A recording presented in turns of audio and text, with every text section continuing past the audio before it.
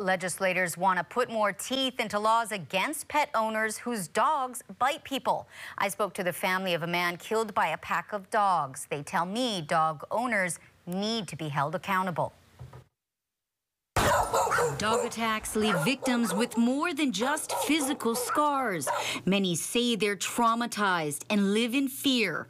A number of incidents have made headlines, including the fatal mauling of 71-year-old Robert Northrup last August. Yesterday was the 6-month anniversary of my father, Bob Northrup's death. He lived in Ocean View and he was walking and was killed by 4 dogs that were loose. And the dog owners have still not faced any sort of repercussions. There's been no consequences, no accountability, no charges brought. She's not alone. Many who've suffered dog attacks say there's little recourse.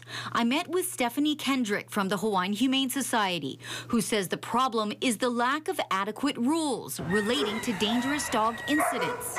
What we have is a hodgepodge of rules across the state, and we also have very minor penalties for these offenses. So we're talking about petty misdemeanors, and that's regardless of the nature of the attack. A new bill gaining traction in the legislature aims to change that. What this bill does is it creates a designation for dangerous dogs, as well as a process to impound a dog. And for those serious conditions where the dog attacks a human, there's proper penalties. A dangerous dog would be defined as any dog that, without provocation, causes a bite injury to a person or another animal.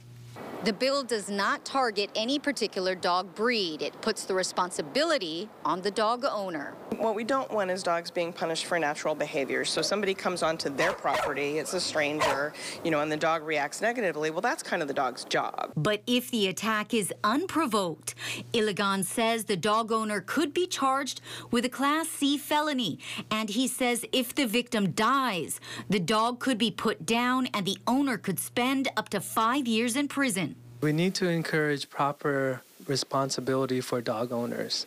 We need to make sure that dog owners are taking care of their dogs and keeping them within their property and doesn't harm others.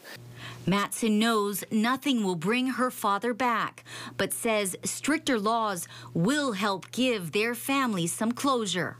I feel that stronger legislation would help ensure that in both our father's memory and in the hopes that nobody else has to go through this. You can log on to KHON2.com for more information on HB 258 and other bills relating to animals.